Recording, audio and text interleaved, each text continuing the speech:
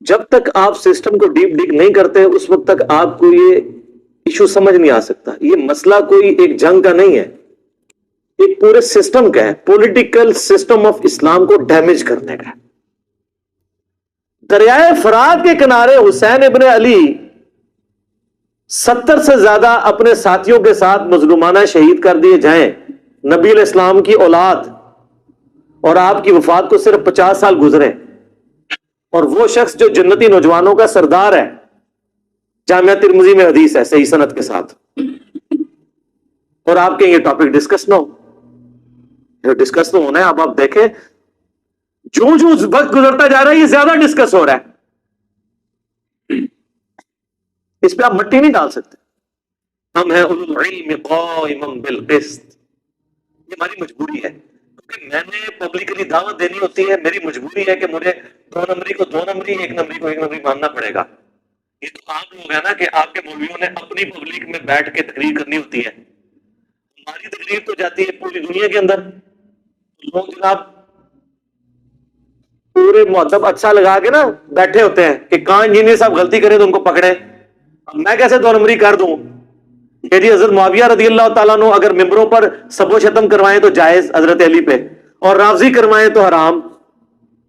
میں تو یہ نہیں کر سکتا, میں کیا کروں؟ میرے سامنے تو بخاری مسلم کی حدیث ہے کہ میری بیٹی فاطمہ بھی چوری کرے گی, اس کے بھی ہاتھ کٹیں گے. تو رافضیت کے خلاف اہل سنت کا مقدمہ, اہل سنت اسی وقت ون کر سکتے ہیں جب آل امیہ کو کٹہرے میں لا کے کھڑا کریں گے. ادروائز آپ کا سودا کوئی نہیں بکنا, نہ آپ کی ویڈیوز کی وجہ سے کسی رافضی نے حق کا راستہ اختیار کرنا ہے. وہ آپ لوگوں پہ ہنستے ہیں, یقین کریں, وہ کہتے ہیں بیچاروں کو پتہ ہی کچھ نہیں ہے. حقیقت بات ہے, میرے سے پہلے تو سنیوں غدیر خم کا نہیں پتا تھا. مجھے بتائیں, میں نے چیلنج کیا ہے کہ مجھ سے پہلے جتنے انٹرنیشنل سپیکرز ہیں تمام مکاتب فکر کے, کبھی کسی نے غدیر خم کی حدیث بیان کی ہے جو مسلم شریف میں ہے؟ اور جو کتب ستہ سے بھی باہر حاکم کی روایت ہے وہ آپ نے بچے بچے کو لٹائی ہوئی ہے, قرآن اور سنت. اور جو مسلم شریف میں 4 حدیثیں تھی قرآن اور اہل بیت, وہ تو اہل حدیثوں نے تعریف کر دی ہے. میں نے 3 کتابیں دکھائی ہے کہ اہل حدیث نے حدیث میں تحریف کر کے اپنی کتابوں میں قرآن اور سنت لکھ دی ہے قرآن اور اہل بیت کی جگہ.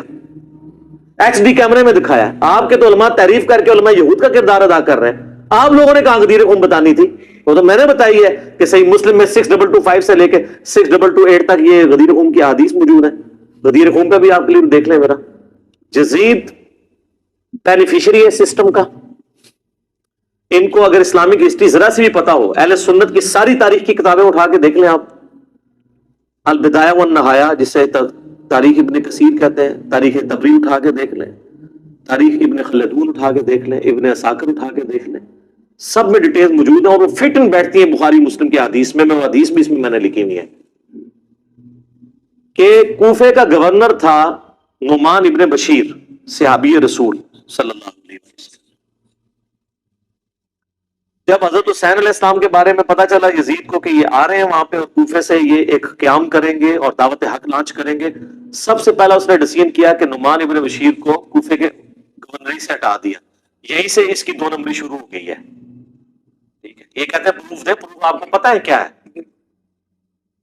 اس لیے کہ نعمان ابن بشیر صحابی تھے, ان کو پتا تھا حضرت حسین کے ساتھ میں کوئی نیگیٹو نہیں کر سکتا, وہ نرم رویہ رکھتے تھے. اور عبید اللہ ابن زیاد کو اس نے بھیجا.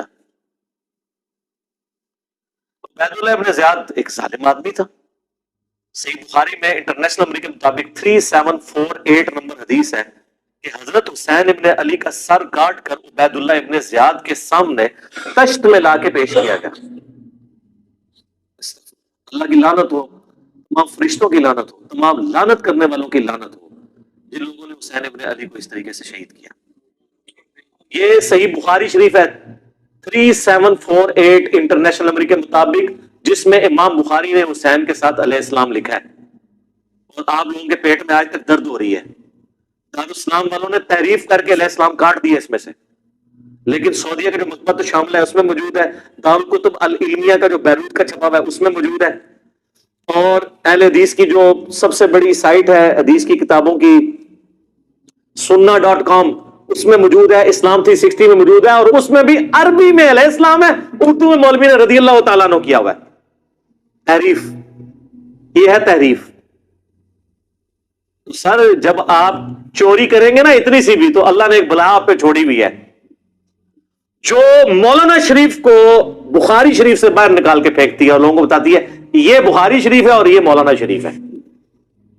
حسین ابن علی کا سر کاٹ کے سامنے رکھا گیا، اس نے کچھ کلام کیا تو حضرت انس ابن مالک پاس کھڑے تھے، اٹھے، انہوں نے کہا سب سے زیادہ رسول اللہ کے ہم شکل حسین ابن علی تھے. یہ لوگ، اور یہ تھا گورنر جو لگایا اس کام کے لیے گیا تھا. وہ کہتے ہیں یزید کو پتہ ہی چلا، اس نے خود ڈسین کیا. اچھا جی مان لیا، جب یہ خود اس نے ڈسین کیا اس کے بعد یزید نے پھر یقیناً اس سے عبید اللہ ابن زیاد کو جیل میں ڈلوا دیا ہوگا، کیونکہ آپ تمہیں کہانی کراتے ہیں کہ دریائے فرات کے کنارے کتا بھی پیاسا مر جائے تو قرآن کی ذمہ داری ہے. تو یزید نے پھر حسین ابن علی نبی کا بچہ جب قتل ہوا اتنے اپنے بچوں کے ساتھ رشتہ داروں کے ساتھ تو اس کو جیل میں ڈلوا دیا ہوگا. کوئی ضعیف روایت ہی لے آئے. اور اگلے دن میں ایک مولوی کو سن رہا تھا، وہ کہتا ہے آپ کو پتا ہے حسین سے لڑنے کے لیے جو آیا تھا وہ کون تھا؟ عمر ابن سعد ابن ابی وقاص.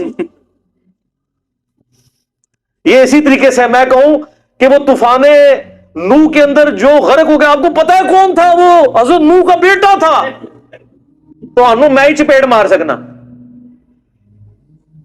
سعد ابن ابی وقاص کا مرتبہ زیادہ ہے یا حضرت نوح کا؟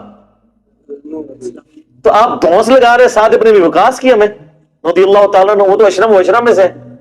نوح کا بچہ اگر کافر نکلا ہے تو سعد کا بچہ اگر غلط نکلا ہے پھر کہتا ہے وہ نبی کے ماموں تھے. او یار کہانیاں کرانی بند کرو. یہ اسی طریقے سے کہ وہ ترک رفع دین پہ کہتے ہیں ابن مسعود کا مرتبہ آپ کو پتا ہے؟ او ابن مسعود کا مرتبہ پتا ہے؟ ابن مسعود سے پہلے وہ ثابت بھی ہو، پھر اگلی بات مرتبے ہوں گے. ناموں کا روب. سعد ابن ابی وقاص تو سر آپ کو، ہمارے تو وہ لیڈر ہیں. میں نے کتنی حدیثیں پیش کی ہیں. صحیح مسلم میں حدیث ہے 6220. انہوں نے تو حضرت معاویہ کے ساتھ پھٹا لے لیا تھا جب حضرت علی پہ سب و شتم کروانے لگے تھے. سعد ابن ابی وقاص جیسا تو شیان علی کوئی نہیں تھا. آپ ہمیں بتا رہے ہیں اس کا بیٹا تھا. اس کے بیٹے کے کرتوت بھی صحیح مسلم میں موجود ہیں. وہ ابے کو سب سے زیادہ پتا ہوتا ہے نا میرا بچہ کیا ہے. ابھی تو کربلا ہوا نہیں ہوا تھا. صحیح مسلم اٹھا کے آپ جا کے نا عمر ابن سعد لکھیں اور صحیح مسلم کو سلیکٹ کریں تو حدیث آئے گی کہ حضرت سعد ابن ابی وقاص بیٹھے ہوئے تھے، ان کے سامنے ایک اونٹ سوار آیا تو ساتھی کہتے ہیں کہ حضرت سعد ابن وقاص نے کہا اے اللہ اس اونٹ سوار کے شر سے میں تیری پناہ میں آتا ہوں. اور جب وہ اترا تو ان کا بیٹا تھا عمر ابن سعد. سعد ابن وقاص تو اپنی زندگی میں اپنے بیٹے کو شیطان کی طرح سمجھتے ہوئے اللہ کے حضور جو ہے وہ پناہ مانگا کرتے تھے. اور دیکھ لیں سعد کی پھر کرامت، ویژن دیکھ لیں. اور وہ آگے کہتے ہیں ابا جی سارے لوگ خلافت میں، آپ بھی کوئی حصہ لے لیں، کوئی گورنر شورنر بن جائے. شروع تو ہی لالچی سی اور اسی کو رہ کی لالچ دی تھی. میں بتا رہا ہوں تاریخ اسلام میں جو جو باتیں ہیں نا آل امیہ کی بدماشیوں کو ہائی لائٹ کرتی ہیں، فٹ ان بیٹھتی ہیں بخاری مسلم میں. یہ لشکر لے کے آیا تھا حضرت حسین ابن علی کے خلاف لالچ میں. اس کا اثر کیا ہوا بعد میں؟ تو یہ پورا پلان ہوا تھا. اور اگر کہتے ہیں نہیں یہ حادثاتی طور پہ ہو گیا تو بعد میں پھر سزا دینی چاہیے تھی، کوئی سزا نہیں دی ہے. الٹا اس کے اوپر آپ کو پتا ہے مدینے والوں نے بیعت توڑ دی تھی یزید کی. حالانکہ وہ پہلے بھی تلوار کے زور پہ لی تھی حضرت معاویہ نے رضی اللہ تعالیٰ عنہ. تو رضی اللہ عنہ ہی کہیں گے، ہماری مجبوری ہے. سانو نبی کا منہ مارتا ہے، سانو نبی کا منہ نہیں مارتا. تو آج تک یزید کی وکالت کر رہے ہو، لیکن ہم صرف نبی اسلام کو دیکھنے کی وجہ سے احترام کرتے ہوئے رضی اللہ عنہ کہہ دیتے ہیں. یہ فرق ہے علی کے شیعہ میں اور معاویہ کے شیعہ میں. علی کے شیعہ پھر ایسے ہوتے ہیں، شیعہ پولیٹیکل ٹرم میں